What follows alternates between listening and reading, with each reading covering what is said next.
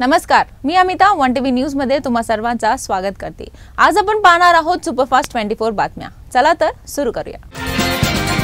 तर सुरुवातीलाच पुण्यातून एक मोठी आणि खळबळजनक बातमी समोर आली आहे। पुण्यातील येरवाडा पुणे स्टेशन आणि भोसरी भागात बॉम्ब ठेवल्याची धमकी देण्यात आलेली आहे। महाराष्ट्र पोलिसांच्या कंट्रोल रूमला हा धमकीचा फोन आला आहे। पुण्यातील या 3 ठिकाणी बॉम्ब ठेवण्यात आल्याच्या धमकीच्या फोन नंतर पोलिसांकडून मोठी शोध मोहीम सुरू करण्यात आली आहे। पुण्यातील वैष्णवी हगवणे मृत्यू प्रकरणी आणखी एक मोठी माहिती समोर आली आहे। वैष्णवी हगवणेच्या लग्नात उपमुख्यमंत्री अजित पवार हे देखील उपस्थित होते असं अनिल कसपटे यांनी सांगितलं आहे। फॉर्च्युनर तुम्ही दिली की त्यांनी मागितली असं देखील त्यावेळी अजितदादांनी विचारलं होतं, अशी माहिती वैष्णवीचे वडील अनिल कसपटे यांनी दिली आहे। वैष्णवी हगवणे हिला अमानुषपणे मारहाण करण्यात आलेली होती असं सुप्रिया सुळे यांनी म्हटलं आहे। हगवणे कुटुंबातील पुरुष गायब कसे होऊ शकतात असा सवाल ही सुप्रिया सुळे यांनी उपस्थित केला आहे। तसंच वैष्णवीसाठी जी लढाई लढावी लागणार ती मी लढेल असेही त्यांनी यावेळी बोलताना म्हटलं आहे। धुळ्यात एक मोठी बातमी समोर आली आहे। धुळ्यात शासकीय विश्रामगृहात कोट्यवधी रुपयाचा घबाड सापडलेला आहे। गुलमोहर शासकीय विश्रामगृहातील खोली क्रमांक 102 मध्ये 1,84,00,000 रुपयांची रोकड आढळल्याची माहिती मिळाली आहे। दरम्यान पोलीस प्रशासनाकडून सुरू असलेली कारवाई पहाटे 4 वाजता संपली आणि ती खोली सील केली गेली। मुख्याध्यापिकेने तिच्या शिक्षक पतीला विष देऊन मारल्याचा हत्याकांड यवतमाळ जिल्ह्यात उघड झाला आहे। विशेष म्हणजे पतीच्या मृतदेहाची विल्हेवाट लावण्यासाठी मुख्याध्यापिकेने 3 विद्यार्थ्यांची मदत घेतल्याची धक्कादायक माहिती समोर आली आहे।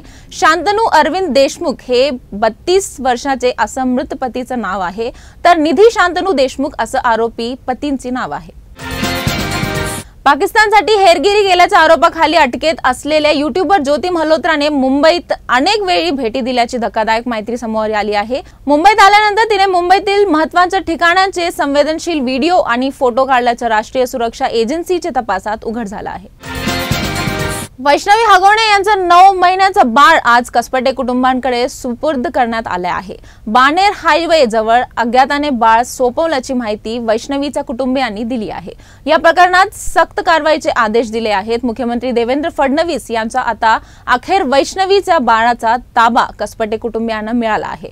त्यानंतर वैष्णवीच्या कुटुंबियांनी आनंद व्यक्त केला आहे।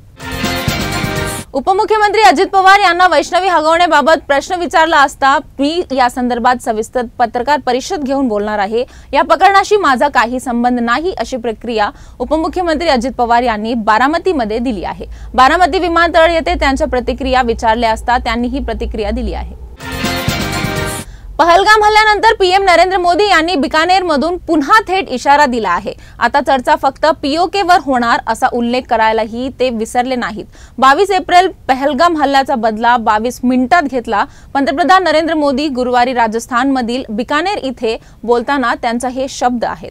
पंतप्रधान नरेंद्र मोदी यांनी पुन्हा एकदा संपूर्ण जगाला बिकानेरमधून संदेश दिला। महाराष्ट्रातील अनेक भागांमध्ये आजही हवामान खात्याकडून ऑरेंज आणि येलो अलर्ट जारी करण्यात आला आहे। राज्यातील मुंबई आणि ठाणे या भागांसाठी आज येलो अलर्ट आहे, तर पुणे आणि कोकणाला हवामान खात्यांकडून ऑरेंज अलर्ट जारी करण्यात आला आहे। यासह पुढचे काही दिवस राज्यात मान्सून पूर्व पावसाचा इशारा देण्यात आला आहे। भारत पाकमध्ये अणुयुद्ध झाल्यास तो मूर्खपणा असेल असं वक्तव्य पाकिस्तानी आर्मीचे लेफ्टनंट जनरल अहमद शरीफ यांनी केलं आहे। भारतासोबतच्या युद्धाच्या कल्पनेनं पाकिस्तान चांगलाच घाबरल्याचे पाहायला मिळत आहे। एका मुलाखतीत पाकिस्तानच्या इंटर सर्व्हिसेस पब्लिक रिलेशन्सचे महासंचालक लेफ्टनंट जनरल अहमद शरीफ चौधरी यांनी असं म्हटलं आहे। वैष्णवी हगवण्याची आत्महत्या नाही तर हत्याच आहे असं चित्रा वाघ यांनी म्हटलं आहे। पैशांसाठी मुलीला एवढा त्रास देणं हे अमानवी आहे। राजेंद्र हगवणे कोणत्याही पक्षाचा असेल तरी वैष्णवीला न्याय मिळवून देणारच असंही वाघ यांनी म्हटलं आहे। मुंबईसह राज्यातील अनेक भागात मुसळधार पाऊस सुरू आहे। सायंकाळी मुंबईत अचानक जोरदार पाऊस सुरू झाल्यानं वाहतूक कोंडी झाली आहे। गृहराज्यमंत्री योगेश कदम यांनी वेळ वाचवा म्हणून मेट्रोने प्रवास केला। त्याचा ह्या प्रवासाचा व्हिडिओ आता खूप व्हायरल होत आहे। अलमट्टी संदर्भातील महत्त्वाच्या बैठकीला डावलल्यामुळे विश्वजित कदम सरकारवर संतापले आहे। या बैठकीला सांगली कोल्हापुरातील मविया नेत्यांनी जाणीवपूर्वक डावलल्याचा आरोप त्यांनी केला आहे। आम्ही लोकप्रतिनिधी नाही का असा सवाल त्यांनी उपस्थित केला। मुसळधार पावसात पुण्यातील वाघोली जवळील संचवाडीत होर्डिंग कोसळलं आहे। संचवाडी भागातील या उंच होर्डिंगचं आधार कमकुवत झाल्याने ते अचानक कोसळले। या दुर्घटनेत 7 ते 8 दुचाकी वाहन थेट होर्डिंगच्या खाली अडकली आहे। सुदैवाने या घटनेत कोणतीही जीवितहानी झालेली नाहीये। शिवसेनाचे नेते आदित्य ठाकरे यांनी मुंबईतील मंदिर स्थळावर आणि तोडकामावर जोरदार विरोध दर्शवला आहे। विशेष म्हणजे मुंबईच्या विलेपार्ले येथील 90 वर्षे जुन्या दिगंबर जैन मंदिराच्या तोडकामावर त्यांनी तीव्र नाराजी व्यक्त केली आहे। या तोडकामामुळे जैन समुदायात संताप उसळला असून हजारो नागरिकांनी बीएमसीच्या कारवाई विरोध निदर्शने केले आहे। सध्या वैष्णवी हगवणे आत्महत्या प्रकरणाचे सर्वत्र खळबळ मचली आहे। सासरच्या लोकांनी हुंड्यासाठी तिचा छळ केला आणि त्यामुळे मुलीने जीव गेला असा आरोप तिच्या आईवडिलांनी केला होता। आता तृप्ती देसाईंनी वैष्णवीच्या कसपटे कुटुंबियाची भेट घेतली आहे। अमेरिकेत इस्रायली दूतावासामधील 2 कर्मचाऱ्यांची हत्या झाली आहे। अमेरिकेतील वॉशिंग्टन मधील कार्यक्रमाला हे कर्मचारी गेले असताना त्यांची गोळ्या झाडून हत्या झाली आहे। इस्रायली दूतावासाचे प्रवक्ते ताल नैम यांची ट्विट करत ही माहिती दिली। लवकरच उस्मानाबाद रेल्वे स्थानकाचे धाराशिव रेल्वे स्थानक नाव होणार आहे। राज्य सरकारने पाठवलेल्या प्रस्तावाला केंद्रीय रेल्वे मंत्र्याची मंजुरी दिली आहे। खासदार ओमराजे निंबाळकर यांच्याकडून नामांतर प्रक्रियेची पाठपुरावा केला होता। पंतप्रधान नरेंद्र मोदी यांच्या हस्ते अमृत भारत स्टेशन योजना अंतर्गत 103 पुनर्विकसित स्टेशनाचे उद्घाटन करणार आहेत। या कार्यक्रमात असलेल्या परळ रेल्वे स्थानकाचे देखील पंतप्रधान नरेंद्र मोदी यांच्या हस्ते व्हिडिओ कॉन्फरन्सद्वारे उद्घाटन होईल। मोदी यांच्या व्हिडिओ कॉन्फरन्स कार्यक्रमाला मुख्यमंत्री देवेंद्र फडणवीस देखील उपस्थित राहणार आहेत। श्रीकांत शिंदेच्या नेतृत्वातील शिष्टमंडळ अबुधाबीला पोहोचला आहे। सर्व शिष्टमंडळाने मंत्री शेख यांची भेट घेतली आहे। श्रीकांत शिंदे यांनी भारताच्या ऑपरेशन सिंदूरची माहिती दिली। ऑपरेशन सिंदूरची यशोगाथा यावर चर्चा करण्यात आली। आंबोली घाटात दरड कोसळल्याने वाहतूक काही काळासाठी ठप्प झाली आहे। सुदैवाने या घटनेत कुणाची जीवितहानी झालेली नाही।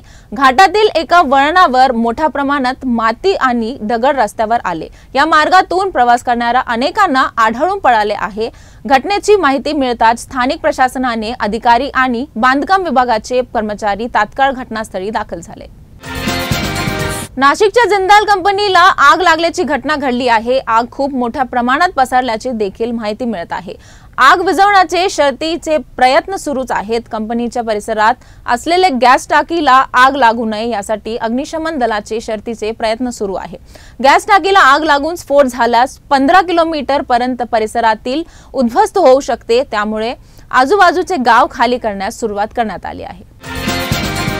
वैष्णवी हगवणे आत्महत्या प्रकरणात आता उद्योग मंत्री उदय सामंत यांनीही प्रतिक्रिया दिली आहे। ते म्हणाले, या प्रकरणाची पोलिसांनी कसून चौकशी केली पाहिजे।